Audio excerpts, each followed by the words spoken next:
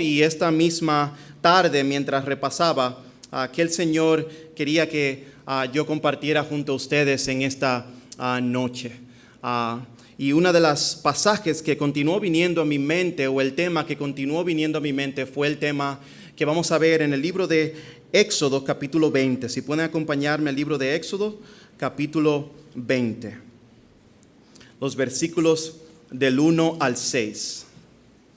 Éxodo 20, del 1 al 6.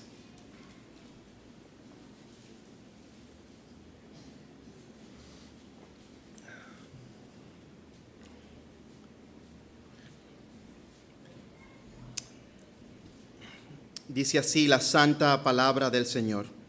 Éxodo capítulo 20, versículos del 1 al 6. Y habló Dios todas estas palabras diciendo: Yo soy Jehová tu Dios, que te saqué de la tierra de Egipto, de casa de servidumbre. No tendrás dioses ajenos delante de mí. No te harás imagen ni ninguna semejanza de lo que está arriba en el cielo, ni abajo en la tierra, ni en las aguas debajo de la tierra. No te inclinarás a ellas, ni las honrarás, porque yo soy Jehová tu Dios, fuerte, celoso, que visito la maldad de los padres sobre los hijos, hasta la tercera y cuarta generación de los que me aborrecen.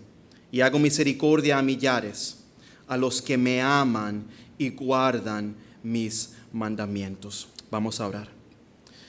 Padre, en esta mañana humildemente venimos delante de ti suplicando y pidiendo al Dios del cielo, al Creador del universo, que su palabra sea la que impacte nuestros corazones en esta tarde, en esta noche en la cual compartimos tu palabra, oh Señor.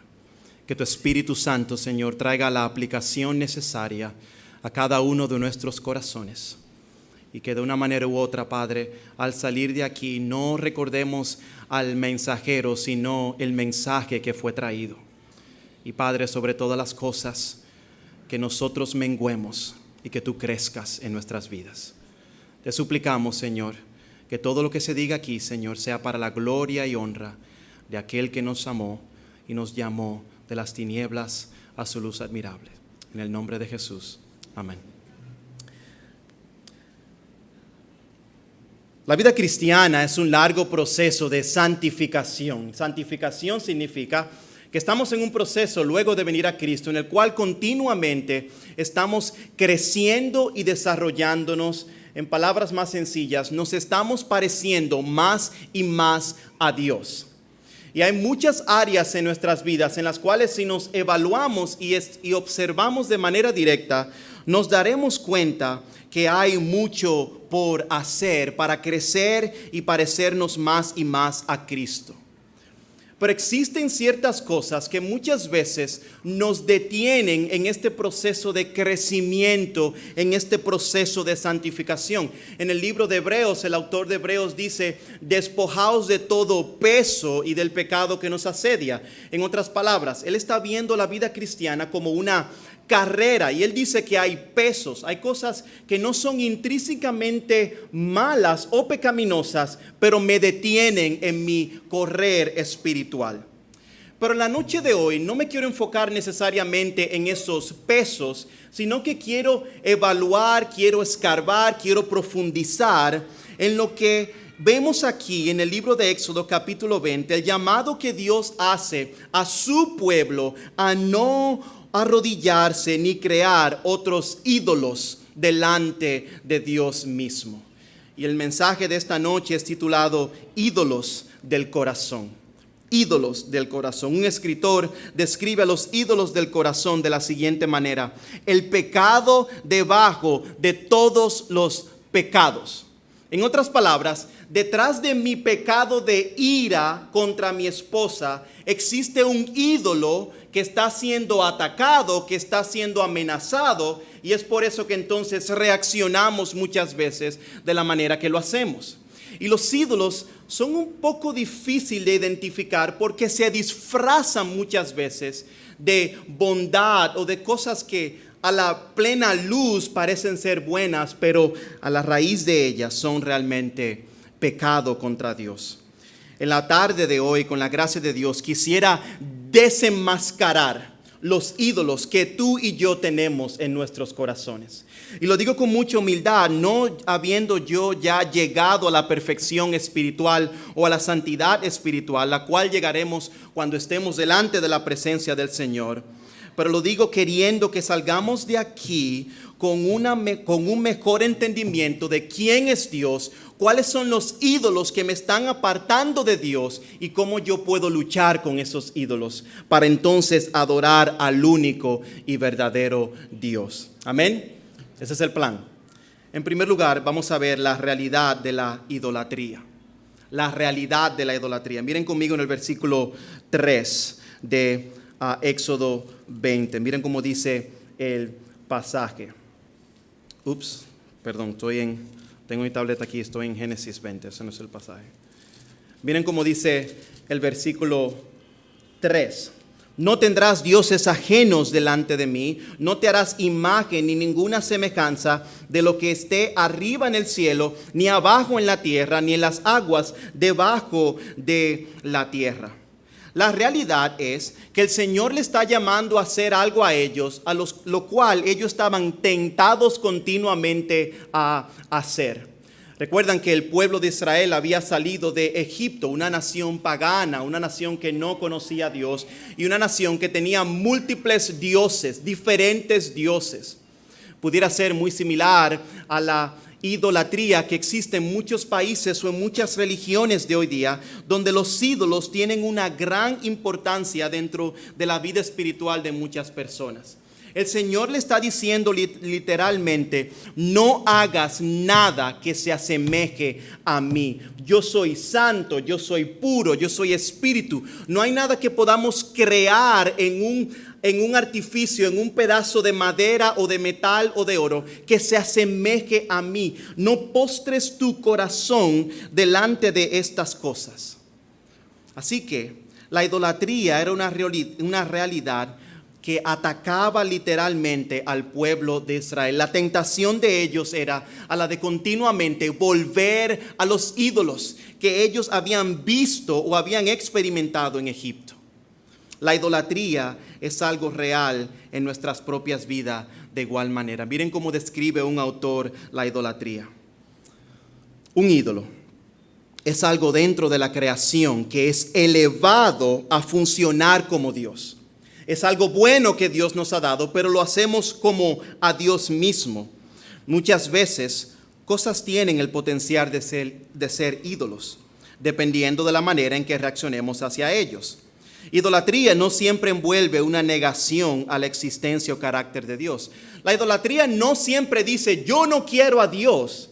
La idolatría se disfraza de esta manera. Pudiera bien venir en forma de algo que es perfectamente bueno. Un ídolo puede ser algo físico, una propiedad, una persona, una actividad, un rol en la vida, una institución, una esperanza, una imagen, una idea, un placer, un héroe, cualquier cosa que sustituya a Dios del primer lugar que Él merece en nuestras vidas se convierte en un ídolo. Cualquier cosa que sustituya a Dios, cualquier cosa que quite a Dios del lugar que Él merece y nosotros ponemos cualquier otra cosa por encima de Dios mismo, se convierte en un ídolo. Mire cómo dice este autor aquí de igual manera, un famoso teólogo, Juan Calvino. Miren cómo dice, lo que muchas veces queremos no es malo. Muchas de las cosas que queremos normalmente muchas veces no son malas, pero el problema es que lo bueno que queremos, lo queremos demasiado. El problema no está en el querer algo o en el apreciar a algo o a alguien. El problema está que deseamos tanto a esa cosa o a esa propiedad, a esa persona o a ese sueño que despojamos a Dios del lugar que Él merece. Oh hermanos, los ídolos de nuestros corazones están latentes, activos, atacando nuestra vida espiritual. Y si nosotros comenzamos a examinar nuestras propias vidas, debemos evaluar en cuáles áreas estas cosas o estas personas han tomado el lugar que Dios merece en mi vida. Cantábamos aquí con mi esposa cantaba yo, eternamente exaltado, nombre sin igual, tú eres digno de adorar. Pero el problema es que hay cosas que hemos puesto delante de Dios que no nos permiten decir estas palabras con una conciencia limpia o con un corazón realmente abrazando esa verdad. Porque hay cosas que han tomado el lugar de Dios en nuestras vidas.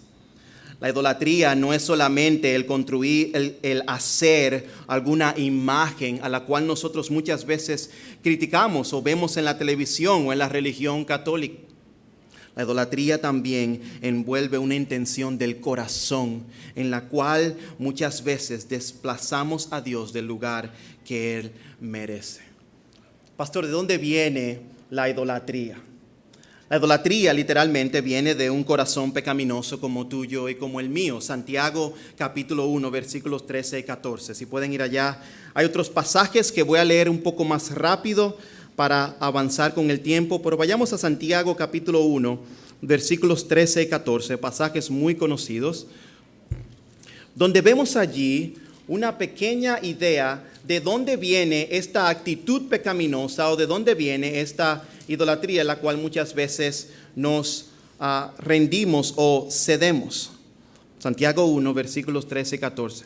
Cuando alguno es tentado, no diga que es tentado de parte de Dios, porque Dios no puede ser tentado por el mal, ni Él tienta a nadie, sino que cada uno es tentado cuando de su propia concupiscencia, la palabra concupiscencia allí significa deseos. Tú y yo pecamos porque queremos pecar. Nadie nos forza a pecar, nadie nos empuja hacia que pequemos al pecado, sino que dice que de nuestra propia concupiscencia, de mi propio deseo, yo soy atraído y seducido a hacer lo malo delante de Dios. Voy a leer un pasaje brevemente en Ezequiel capítulo 4, versículo 14 al 15. Y veamos cómo en este pasaje de Ezequiel Dios mismo habla sobre la idolatría del corazón del mismo pueblo de Israel. Ezequiel 4, 14, 15. Háblales, por tanto, y diles: así ha dicho Jehová el Señor, cualquier hombre de la casa de Israel que hubiere puesto sus ídolos en su corazón.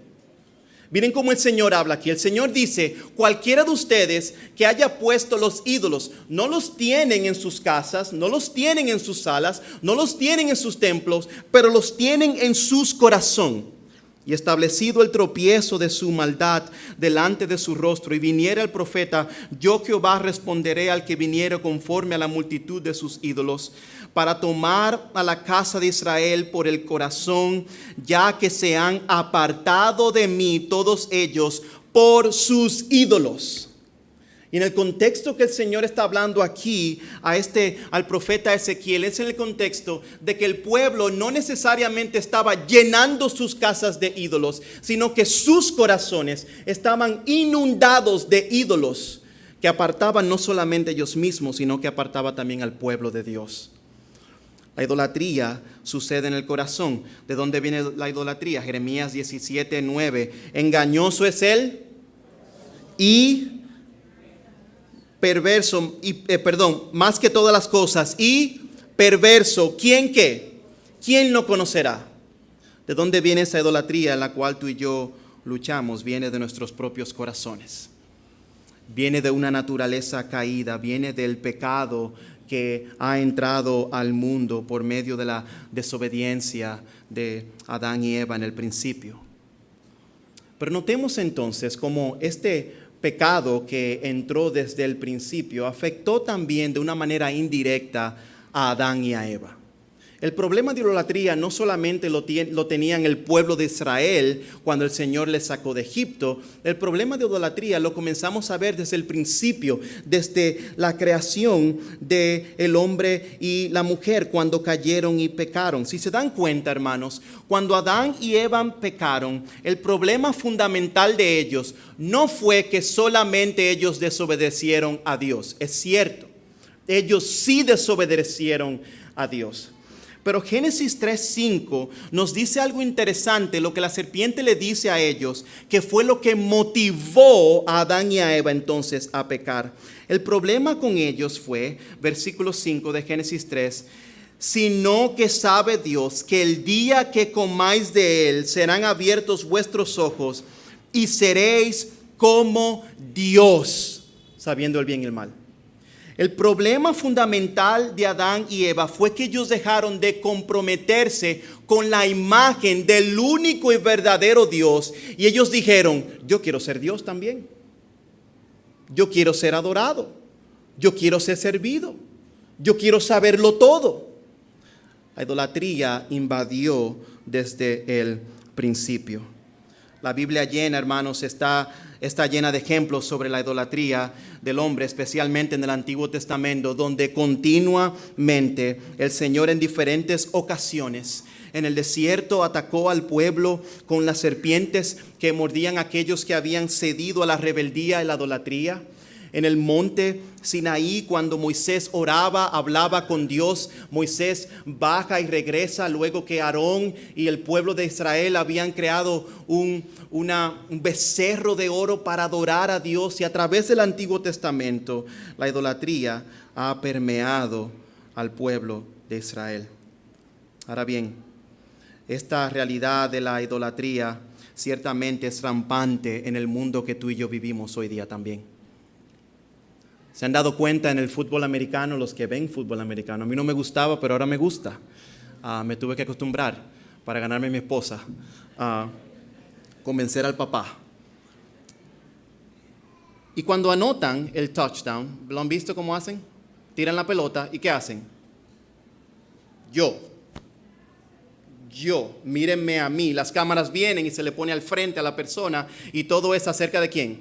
De mí. Yo quiero la gloria, yo quiero el reconocimiento, yo quiero que me miren a mí, yo quiero que me conozcan a mí mismo. La televisión, las revistas, el internet, los deportes, todo en el mundo en el que vivimos hoy día, hermano, está sellado de una idolatría rampante. Y muchas veces hemos caído en la misma trampa nosotros mismos como creyentes. Hoy quizás no adoramos una estatua de madera como la que Dios le mandó a no hacer al pueblo de Israel, pero quizás sí adoramos ciertas cosas, las cuales guardamos muy cercanas a nuestros corazones, al punto tal que si Dios nos la quita, diríamos, prefiero morir. ¿Por qué? Porque se han vuelto ídolos en nuestros corazones.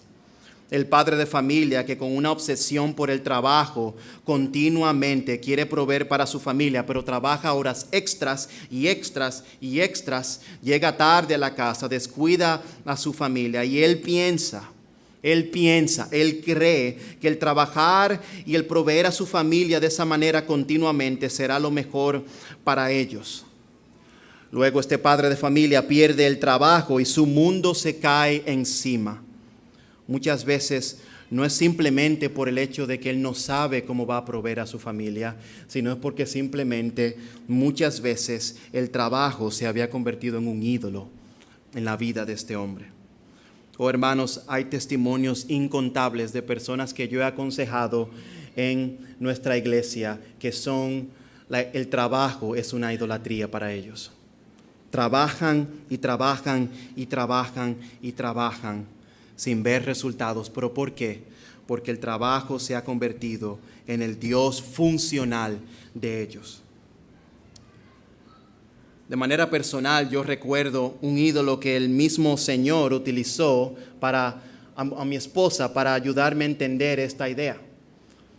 Incluso cuando yo estaba preparando este mensaje hace un tiempo ya, yo trabajaba en una iglesia americana. Yo duré 3 años bajo un internado y el último año yo fui pastor hispano de esta iglesia y luego nos hicimos la transición a una iglesia completamente hispana, pero tenemos muy buena relación con la iglesia americana. Y en esta iglesia americana, cada vez que me pedían enseñar escuela dominical o incluso predicar en inglés, había una pesadez en mi corazón, había una carga en mi corazón. Y mi esposa se daba cuenta. Mi esposa y yo por la gloria de Dios, para la gloria de Dios tenemos una buena relación, y ella hacía comentarios de vez en cuando que los esposos sabemos que a veces no caen bien cuando la esposa tira su pullita de aquí a allá, ¿verdad? Y ella decía eso, pero ¿por qué te enojas? ¿Por qué es que cuando te piden enseñar en inglés o escuela dominical o predicar en inglés, por qué es que tu corazón inmediatamente resiste tan gran oportunidad de predicar la gloria de Dios, el mensaje del evangelio a estas personas y a un mundo perdido? ¿Por qué? Hasta que el Señor, luego de un periodo difícil en mi propio corazón, luchando en mi propio corazón, Señor, no sé por qué esta carga, no sé por qué este peso. Evaluando mi propio corazón y con la ayuda de mi esposa me di cuenta que yo estaba luchando con el ídolo del egoísmo y la aprobación de las personas. ¿Saben por qué yo no quería predicar en inglés o enseñar en inglés? Porque yo soy un dominicano aplatanado y yo tengo mi acento cuando hablo en inglés. Y a veces yo digo cosas que no se dicen como se deben decir, ¿verdad? O pronuncio sin la TH, se pronuncia mucho la TH en inglés y a veces uno se le pasa. Y mi temor era que cuando yo me parara ahí al frente, yo hiciera el ridículo. Pero ¿saben lo que era eso? Detrás de ese temor era el ídolo de no quedar como un tonto delante de las personas. Era mi propio corazón engañándome. Hasta que el Señor, luego de oración y luego de lucha misma, me di cuenta que mi llamado y mi felicidad no se encuentra en que si yo puedo pronunciar bien o mal el inglés, no se encuentra allí. Mi felicidad y mi confianza y mi posición delante de Dios no se encuentra en el reconocimiento de los hombres. No se encuentra en que los hombres digan, wow, mira qué bien predicó en otro idioma. No se encuentra allí. Mi verdadera identidad se encuentra en el que soy un hijo de Dios, lavado por la sangre del Cordero, y hable mi inglés machacado o no, Cristo Jesús me mantiene como su hijo, y para la gloria de Él servimos en la iglesia donde servimos. Pero ¿de dónde vino eso? Vino de un corazón egoísta y temeroso a lo que los hombres iban a decir o pensar. ¿Qué tal tú, hermano? O amigo que nos visitas. ¿Cuáles son los ídolos que tú tienes en tu corazón? ¿Cuáles son aquellas cosas que te hacen enojar? Esa fue una pregunta. Recuerden que le dije que yo me enojaba cada vez que me pedían predicar algo tan bueno como predicar la palabra de Dios. Al evaluar nuestros corazones, muchas veces las cosas que nos hacen enojar, muchas veces son indicios de que posiblemente hay un ídolo detrás de eso que han tocado. Los ídolos tienen esta temática de actuar. Ellos resisten cuando son atacados. Por ejemplo, cuando una persona ama mucho el dinero y el pastor se para aquí y predica en contra de la avaricia y contra del dinero, ¿qué pasa con la persona que ama el dinero? Resiste el mensaje de Dios porque es un ídolo que está siendo atacado, donde el dinero ha tomado el lugar de Dios mismo. Cuando un joven soltero o una joven soltera luchan después de años y años y años de esperar para encontrar aquella pareja o aquella persona, ayuda idónea que el Señor le regale, resistimos muchas veces, resisten cuando decimos desde el púlpito, el Señor es suficiente para tu vida. ¿Pero por qué? Porque este buen deseo de casarme se ha convertido en un ídolo. Ha tomado el lugar de Dios en mi corazón. Hermano o hermana, ¿cuál es esa posesión o esa cosa que te hace decir, si yo tuviera esa casa, ese carro, ese trabajo, ese dinero, esa relación, yo estaría completo, yo estaría feliz? ¿Cuál es esa cosa que tú dices, si me quitan esto o si yo no tengo esto, prefiero morir? Esas son las evidencias y las preguntas que nos hacemos para identificar los ídolos en nuestros propios corazones. Y hermanos, esos ídolos están disfrazados y nos están engañando continuamente. ¿Cuáles son las consecuencias de la idolatría? Brevemente, versículo 5. Porque yo soy Jehová tu Dios, fuerte, celoso, que he visto la maldad de los padres sobre los hijos hasta la tercera y cuarta generación de los que me aborrecen. Oh hermanos, la palabra celoso allí, ustedes saben el significado bien sencillo de ellos. El Señor está utilizando una palabra pasional, intensa, de defensa, defender aquello por lo que Él dio su vida, aquello por lo cual Él sacó al pueblo de Israel de la esclavitud. El Señor está diciendo, yo soy celoso. Yo no quiero que tú vayas tras otros dioses. Yo no quiero que tú ames en tu corazón a otras personas. Yo soy Dios, yo soy el único. Mírame a mí, enfócate en mí. Yo, Jehová, soy fuerte, celoso. Pero miren cómo continúa diciendo que visito la maldad de los padres sobre los hijos hasta la tercera y cuarta generación de los que me aborrecen. La idolatría no solamente tenía un efecto en la generación principal que estaba viviendo en idolatría, sino que la idolatría tendría un efecto en los hijos de aquellos que estaban viviendo en idolatría. La idolatría no solamente afectaba a ese padre de familia o a ese hijo o esa hija en ese momento, sino que años después, generaciones después, el Señor iba a continuar bajando su mano poderosa y su juicio y su castigo sobre aquellos hijos de aquellos que cometieron aquella idolatría. Miren cómo Él dice que visita, que llego, que busco, que persigo hasta la tercera generación. El pecado tuyo de hoy día de idolatría, le decía el Señor a ellos, le decía, te va a afectar no solamente a ti, sino a Josué, a Noemí y a los dos muchachos más que vengan más adelante. Eso es lo que va a suceder. Oh hermanos, un ejemplo impiadoso de la primera generación con infidelidad a Dios trajo consecuencias inmediatas, al igual que futuras consecuencias a la tercera y cuarta generación a través del Antiguo Testamento. El pecado de papi y de mami ciertamente fue algo que los mismos hijos modelaron en un futuro. La desobediencia y el amor por las otras cosas por encima de Dios fue algo que otros hijos, los hijos, siguieron y modelaron de sus padres. Y en el contexto de padres y madres y adultos aquí, la pregunta que nos haríamos es, ¿cuál es el ejemplo de fidelidad que le estamos dejando a nuestras generaciones?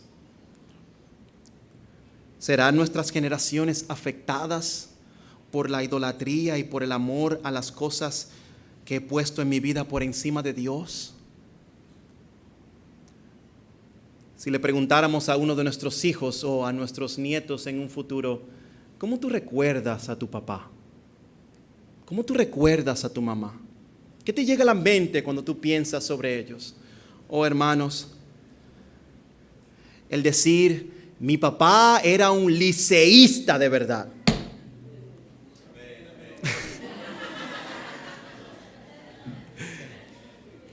Se me olvidó que usted era liceísta, ¿verdad? El decir eso, hermano, es bueno, no necesariamente malo.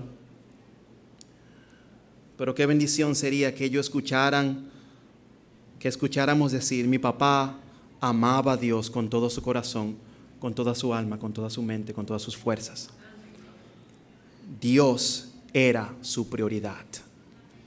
Mi papá atacaba a los ídolos, no se dejaba llevar por la presión del mundo, sino que mi papá modeló y caminó con Cristo. Oh hermanos, padres, eso comienza ahora. Y lo digo teniendo 2 niños ya. Y lo digo viendo familias a las cuales continuamente sirvo allá en Estados Unidos. Y continuamente les animo a que en nuestras vidas hoy día habrán de influenciar el futuro de nuestras generaciones. Finalmente, ¿cuál es el remedio? Ok, pastor, quizás me he dado cuenta y he pensado en algunos ídolos que tengo en mi propia vida que han quitado el lugar de Dios. Ídolos como la prontitud con la que agarramos nuestros celulares en la mañana cuando nos levantamos. Muchas veces en las mañanas, yo también he tenido que luchar con esa área porque uso el celular como alarma, ¿verdad? Para levantarme en las mañanas. Pero muchas veces el celular se ha convertido un ídolo en mi propia vida, en lo cual lo primero que hago es, como he escuchado al pastor, yo prefiero estar en el book que en el Facebook. No un cuento mío del pastor Agüero. Si es malo, es de él. Pero ¿cuántos de nosotros somos prontos para levantarnos en las mañanas y agarrar el celular y comenzar a chequear el Facebook o las noticias o cualquier otra cosa? O el WhatsApp, y se nos pasa el tiempo. Y pasan las horas en la mañana y ya tengo que irme a trabajar. ¿Cuántos de nosotros somos propensos a levantarnos y lo primero que hacemos es agarrar el periódico para ver qué está sucediendo en el país?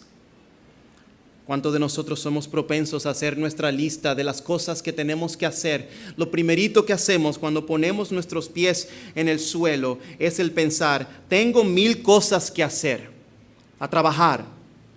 Y ponemos a Dios de un lado. ¿Cómo yo lucho con eso, hermano? El remedio. Miren conmigo el versículo 2. Yo soy Jehová tu Dios, que te saqué de la tierra de Egipto, de casa de servidumbre. Es interesante cómo vemos esta frase, no es algo nuevo que ustedes han escuchado tampoco. Continuamente, no busqué cuántas veces se repite, pero continuamente escuchamos esta frase: yo soy Jehová tu Dios que te saqué, yo soy Jehová tu Dios que te libré, yo soy Jehová tu Dios que venció a tus enemigos, yo soy Jehová tu Dios, tu fortaleza, yo soy Jehová tu Dios. Y el Señor les está a ellos recordando quién Él es. Él les recuerda y les recuerda y les recuerda y les recuerda. Y en esta ocasión, de igual manera, Él les recuerda a ellos quién es Dios y lo que Él ha hecho. Te saqué de la tierra de Egipto. Oh, recuerda, no hagas ese ídolo, porque yo te saqué con mano poderosa de Egipto. Yo mandé 10 plagas, yo lidié personalmente con Faraón. Yo abrí aquel mar rojo para que tú pasaras en seco. Yo eliminé al ejército de Faraón. Yo proveí maná del cielo, una columna de fuego durante la noche para que no te dé frío, y unas nubes durante el día para que el sol no te agobie. Yo soy ese Dios. Recuerda, recuerda, recuerda, recuerda. Y de la misma manera que Él llama a recordar esta gran verdad, ese recordatorio tenía el sentido de motivarles a ellos a ser agradecidos por la gran obra de Dios. Y al recordar en agradecimiento la gran obra de Dios, los ídolos no eran nada comparado con lo que Dios había hecho. Y de la misma manera tú y yo debemos recordar el Evangelio. Recuerda el Evangelio. Oh hermano, recuerda que tú estabas perdido en una idolatría continua, donde el Dios de tu vida era tú mismo. Recuerda que tú estabas perdido en tus delitos y pecados, y la gracia de Dios te alcanzó y te rescató de las llamas del infierno y te dio una gracia que es inagotable, a la cual tú y yo tenemos acceso por medio de la sangre de Cristo Jesús. Recuerda que tú estabas perdido. Recuerda que tú no tenías esperanza. Recuerda que Cristo Jesús murió por nuestros pecados para que lo hagamos a Él, el único y verdadero Dios, y le digamos no a los ídolos del corazón. Recuerda, oh hermano, el recordar el Evangelio no es algo solamente cuando tenemos una campaña evangelística. El recordar el Evangelio es una labor diaria tuya y mía. Cuando tú te levantas en la mañana es por la gracia de Dios que tú estás despierto. Cuando tú caminas y cuando tú tienes problemas con tu esposa, con tu esposo, el Evangelio es ese remedio, ese es un ungüento que sana las heridas. Cuando tú tienes problemas económicos, las promesas de Dios en el Evangelio son las que nos sanan y calman nuestros corazones en medio de la ansiedad. Oh hermano, cualquier cosa que hagamos en la vida debe ser empapada por el glorioso Evangelio de Jesucristo. Recuerda el Evangelio. Así que la próxima vez que tú luches con ese ídolo de levantarte en la mañana y agarrar el celular, lo primero que haces y perderte en el mundo de la internet o en lo que sea que tú haces antes de poner a Dios. Recuerda el Evangelio. Cristo Jesús, tú moriste en la cruz del Calvario por mis pecados, no para que yo perdiera mi tiempo en este mundo ficticio, sino para que mi vida refleje la gloria tuya en todo lo que yo hago. Oh Cristo, dame gracia para vencer al pecado y estos ídolos en mi propio corazón. Oh hermanos, Cristo Jesús, el Evangelio de Cristo es ese remedio que debemos recordar continuamente. Recuerda el Evangelio. ¿Cuándo fue la última vez que te sentaste o me senté yo mismo a meditar en el Evangelio? Bueno, pastor, el Evangelio es para mi tío, para mi primo que no conocen a Cristo. Tenemos que ir a predicar el Evangelio a ellos. Venga, predíquele el Evangelio a este grupo de personas. No, hermano, de igual manera, el Evangelio nos lo debemos predicar tú y yo cada día a nuestros propios corazones. Dice Paul Tripp, lo han conocido mucho, él ha venido mucho aquí. Él es un hermano de mucha bendición. Y él dice que no hay nada más necesario en la vida del creyente que predicarse el Evangelio a uno mismo todos los días. Todos los días. Por otra palabra, Jared Bridges, un famoso escritor, un gran hombre de Dios, ya está entrado en edad, decía que muchos cristianos luchamos desmedidamente con el pecado, más de lo que debemos hacerlo, porque olvidamos la herramienta del Evangelio en nuestro día a día. En otras palabras, nos olvidamos el Evangelio. Y quizás aquí hay una persona que no conozca al Señor Jesucristo y no sabe lo que quiere decir el Evangelio. El Evangelio nos dice que Dios es santo, 3 veces santo, hermoso, sublime, perfecto. Pero el pecado entró al mundo por medio de Adán y Eva, que contaminó al mundo desde aquel momento hasta ahora. Y nuestro pecado ofende a este Dios santo. Este Dios santo debe castigar el pecado. Su justicia dice: yo castigo el pecado, yo aborrezco el pecado. Y tú y yo merecíamos lo que estamos en Cristo, la muerte eterna por causa de nuestra ofensa a ese Dios santo, a ese Dios sublime. Porque la paga del pecado es muerte. Por cuanto todos pecaron y están destituidos de la gloria de Dios. Merecíamos la muerte, pero gracias damos a Dios que envió a su Hijo Jesucristo, el cual tomó el lugar que tú y yo merecíamos, para nosotros entonces poder disfrutar de una relación con el Padre por medio de el Hijo únicamente. Así que, hermanos, es ese Evangelio el cual nosotros debemos recordarnos. Y Cristo Jesús no quedó tendido en una tumba, porque al tercer día Él resucitó con poder y con gloria. Y es ese Cristo resucitado al cual tú y yo corremos cada mañana, cada día. Y el mismo poder que Él tuvo para vencer y aplastar el pecado y la muerte es el mismo poder que tú y yo tenemos para luchar contra los ídolos de nuestros corazones.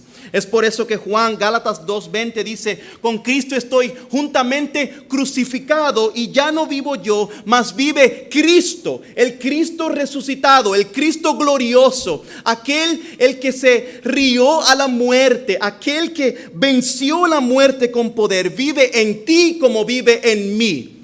Y es por esa razón que tú y yo podemos decirle no a los ídolos del corazón y sí a Cristo.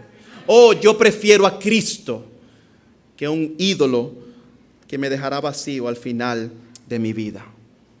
Oh, hermanos, yo les urjo a que con la gracia que está disponible a nosotros por medio de nuestro Señor Jesucristo, les animo a que evaluemos nuestros propios corazones en esta noche. ¿Cuáles son esas cosas que han tomado el lugar de Dios en mi vida? Como típico predicador he dicho finalmente 2 veces. Finalmente. Algunas sugerencias. Pasa tiempo en la palabra de Dios. ¿Tú quieres luchar con esos ídolos? Pasa tiempo en la palabra de Dios. Es lamentable que muchos cristianos hemos olvidado que Dios habla por medio de su palabra y nos hemos apartado del glorioso, hermosa palabra de vida que se encuentra en la Biblia. Lee la palabra de Dios, es esta palabra que nos dice Hebreos 4:12, porque la palabra de Dios es viva y eficaz, más cortante que toda espada de dos filos, y penetra hasta partir el alma y el espíritu, las coyunturas y los tuétanos, y discierne los pensamientos y las intenciones del corazón. Y no hay cosa creada que no sea manifiesta en su presencia. Antes bien, todas las cosas están desnudas y abiertas a los ojos de aquel a quien tenemos que dar cuenta. Los ídolos que quizás pensamos que se están escondiendo, los ídolos que quizás nadie sabe que están ahí, pero solamente yo sé que están ahí, delante del Señor no son ocultos. Y es la palabra de Dios la cual tiene poder para penetrar nuestros corazones, cambiar nuestro entendimiento. Número 2, examina tu corazón continuamente a la luz de las Escrituras. Miren cómo decía el salmista: examíname, oh Dios, y conoce mi corazón. Y eso es lo que yo le llamo a ustedes a hacer esta noche. Señor, examíname. Hazme una cirugía espiritual en esta noche. Conoce, pruébame, conoce mis pensamientos. Y ve si hay en mí camino de perversidad y guíame. Miren cómo dice, guíame. Señor, yo no puedo solo. Yo no puedo luchar con estos ídolos solos. Tú, Señor, guíame. Tú tómame, tú agárrame, tú dirígeme, tú sosténme, tú guíame. Ciertamente hay una responsabilidad de parte de nosotros, pero eventualmente todo lo que hacemos está dirigido por el Señor. Y finalmente, oh hermano, vive en comunidad. Ven a la iglesia. Vive en comunidad con otros hermanos. Hermano, si a un hermano te llama la atención o te hace una observación sobre algún área de tu vida, no te enojes. Al contrario, miren cómo dice Hebreos 10:24, considerándonos unos a otros para estimularnos al amor y las buenas obras, no dejando de congregarnos como algunos tienen por costumbre, sino exhortándonos. Recuerden que le decía a mi esposa como ella me exhortaba. El Señor utilizó a mi esposa como medio de la gracia de Dios para ayudarme a ver un área en mi vida, en mi propia vida. Dile a tu esposo, a tu esposa, ¿qué área tú crees? Hay cosas que yo amo tanto que incluso la pongo por encima de Dios. Dime, mi amor, dime, honestamente, abro mi corazón, yo quiero ser fiel a Dios. Adolescentes, papi y mami, ¿qué áreas tú te has dado cuenta en la cual yo realmente estoy dando todo mi tiempo, todas mis energías por encima de Dios mismo? Padres y madres, a nuestros propios hijos, ¿en qué área de mi propia vida te has dado cuenta en lo cual Dios ha tomado el segundo, tercer lugar? Incluso ustedes, literalmente, no estoy viviendo como debería. El vivir en comunidad y el abrir nuestros corazones y el ser maduros en esta exhortación los unos por los otros te van a ayudar a vencer y a luchar con esos ídolos y con esas áreas en tu propia vida. Pero requiere humildad. Porque no hay cosa que yo luche más en mi carne que cuando mi esposa hace una observación a mí sobre algo. ¿Pero por qué? Porque mi orgullo me quiere detener y mi pecado. Pero no hay cosa más dulce, no hay cosa más gloriosa que el ver la suciedad de mi pecado y recordar que la sangre de Cristo cubrió todos esos pecados. Amén. Y gloria damos a Dios por esa sangre redentora. ¿Cuáles son tus ídolos? Corre a la cruz.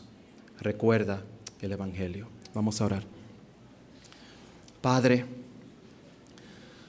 yo mismo confieso lo mucho que lucho y necesito crecer en mi propia vida, Señor, en el luchar con mi propio pecado.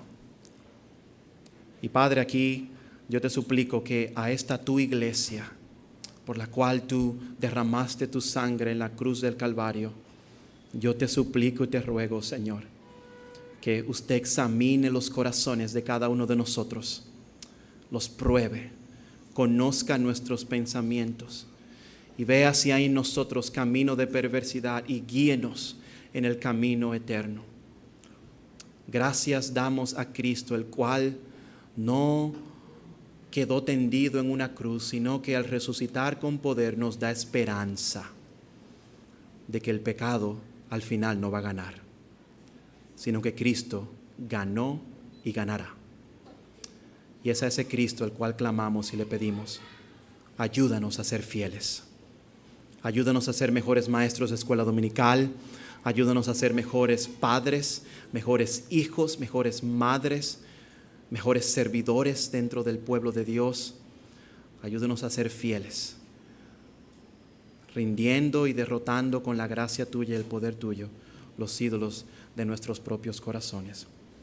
Te amamos, Señor, y esta es tu bendita palabra, la cual pedimos que usted la bendiga y no retorne, Señor, vacía. En el nombre de Jesús. Amén.